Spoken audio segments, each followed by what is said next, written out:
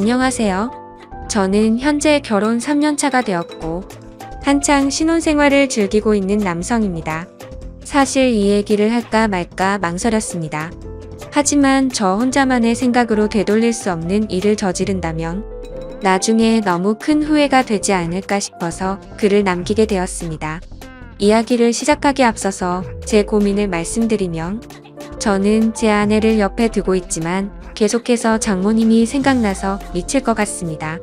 제 이야기를 읽어봐 주시고 어떻게 하는 게 현명할지 좋은 말씀 부탁드립니다.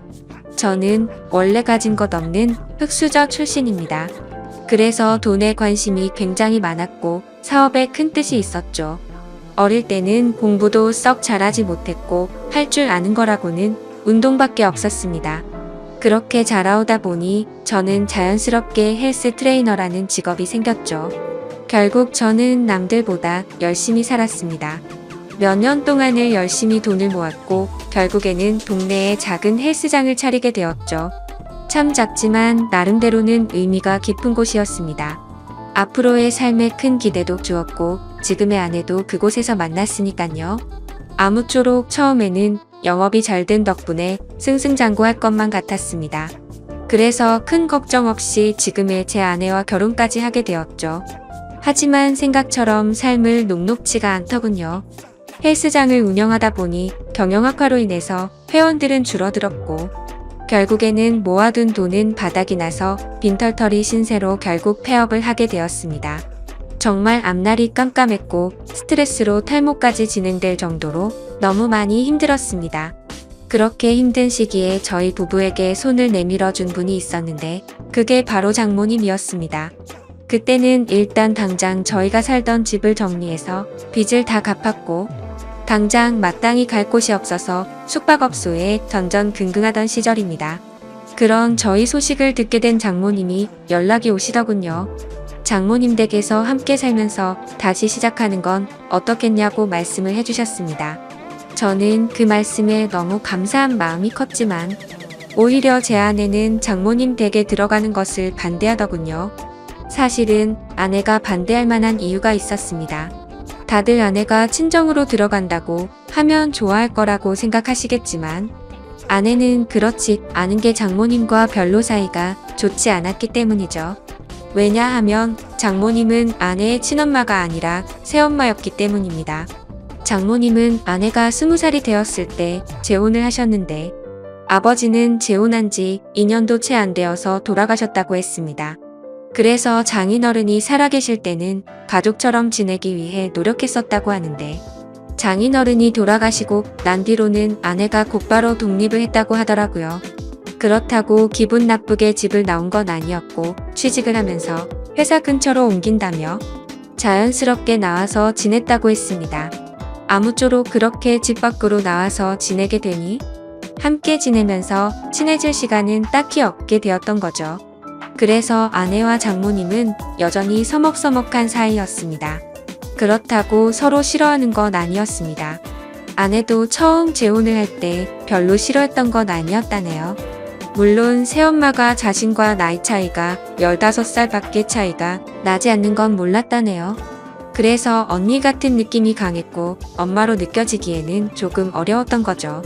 게다가 아버지를 믿고 결혼을 했는데 금방 세상을 떠나셔서 오히려 미안했다고 했습니다. 그냥 말 그대로 서로가 싫어하는 게 아니라 별로 친하지가 않았을 뿐이었죠. 하지만 장모님은 제 아내를 많이 위해주는 착한 심성이셨던 것 같습니다. 안타깝게 결혼 생활을 짧게 하고 남편을 떠나보냈지만 유산 덕분에 그래도 일도 하지 않고 잘 먹고 잘 사는데 아내가 길바닥에 나앉았다고 하니 차마 지켜만 볼 수 없으셨던 거죠. 여하튼 저는 아내가 불편할 걸 알았지만 어쩔 도리가 없었습니다.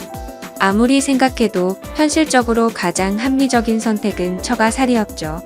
제 본가는 시골에 있어서 간다고 하더라도 주변에 논과 밭밖에 없어서 제대로 된 직장을 구할 수도 없는 노릇이었고 다시 재기하기에는 결코 갈 수가 없다고 생각했습니다. 장모님이 계신 집이 평수도 넓은데 혼자 계시기에는 남는 방도 많았으니 저와 아내가 조금만 불편함을 감수한다면 아주 이상적인 선택이라고 생각을 했습니다. 그래서 저는 며칠 동안 끈질기게 아내를 설득하고 또 설득을 했습니다. 평생 같이 지내는 것도 아니고 집을 얻을 수 있는 돈을 모을 때까지만 장모님 댁에서 지내자고 했죠.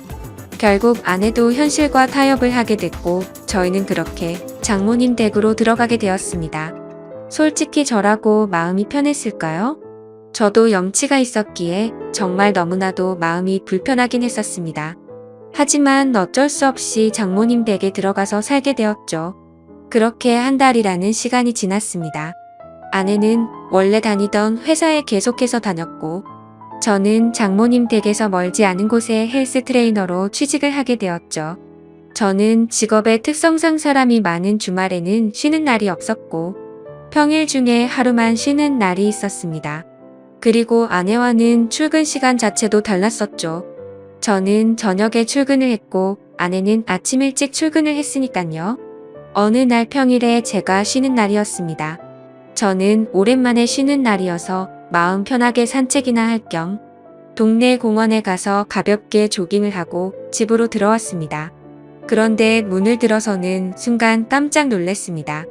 거실의 의자는 나뒹굴고 있었고 장모님은 쓰러져서 앓는 소리를 내고 계시더라고요. 저는 놀라서 얼른 장모님께 달려 들어갔습니다. 몸 상태를 봤더니 다행히 어디가 부러지거나 한 건 아니었고 근육이 놀라서 경직이 되어 있었습니다. 무슨 일이냐고 여쭤봤더니 거실의 전등을 교체하기 위해서 의자 위에 올라가셨다가 의자가 넘어지는 바람에 바닥에 떨어졌다고 하시더라고요.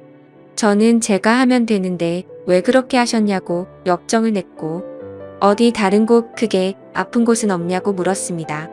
장모님이 크게 다친 곳은 없는 것 같은데 허리가 조금 삐끗한 것 같다고 말씀을 하시더라고요.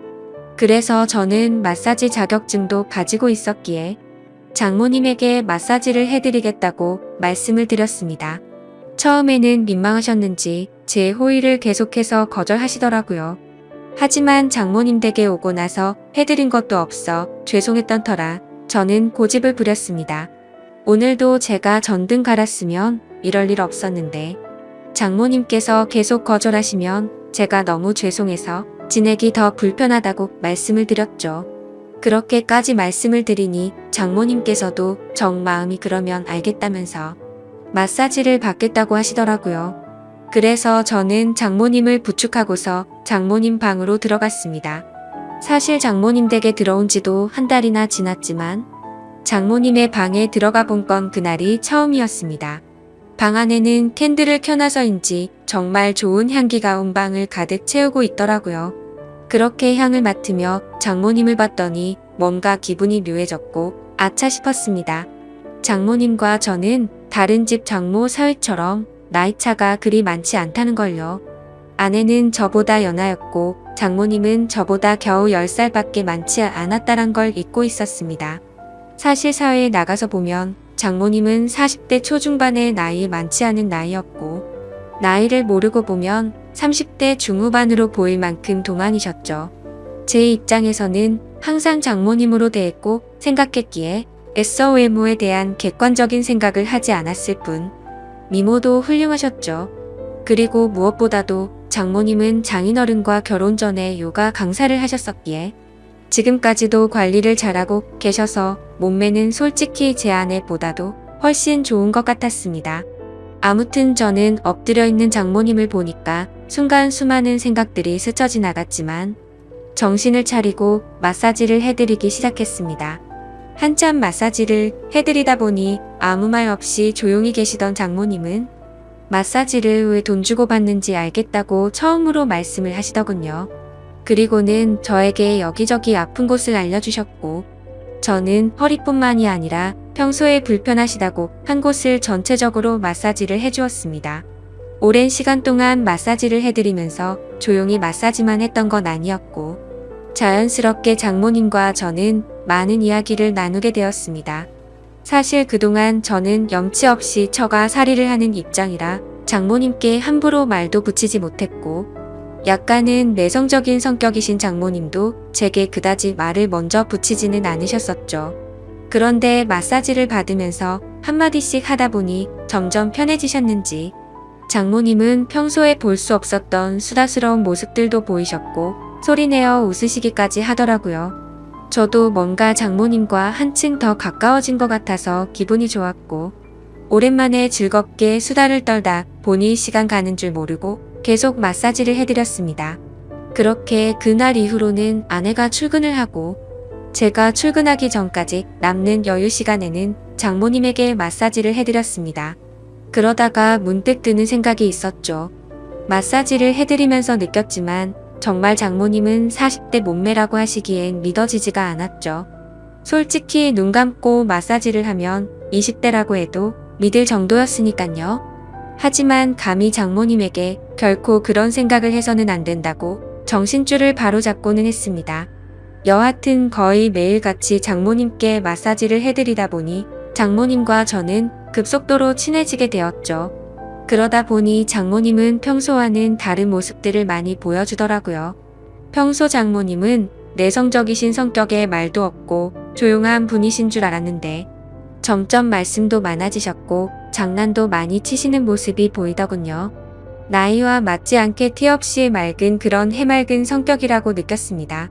장모님은 최근에도 어떤 남자가 자기에게 연락처를 물었는데 거절했다는 이야기부터 시작해서 장인어른을 처음 만나게 되었던 이야기들과 갑작스럽게 떠나보내고 슬펐던 이야기들까지 제게 숨기는 거 없이 말씀을 해주시더군요. 그러다 한 번은 저에 대해서 말하는 것이었습니다. 처음에 제 아내가 저를 데리고 장모님께 인사를 드리러 왔을 때 다른 건 몰라도 제 몸을 보고 아주 마음에 들었다고 말씀하시더라고요. 제가 너무 듬직해 보였고 몸 좋은 사람들이 자기 관리를 잘하는 사람이라고 생각한다며 저의 첫인상을 정말 좋게 보셨다고 말씀을 해주시더라고요. 그러다 장모님은 저에게 짓궂은 농담을 던지셨습니다. 그런데 자신의 경험상 이렇게 몸 좋은 사람들 중에 밤에는 힘을 못 쓰는 사람이 허다해서 걱정이었는데 이틀 전에 그 걱정을 덜게 되셨다고 하더라고요. 저는 무슨 말인가 생각을 한참 하다가 깜짝 놀랐습니다.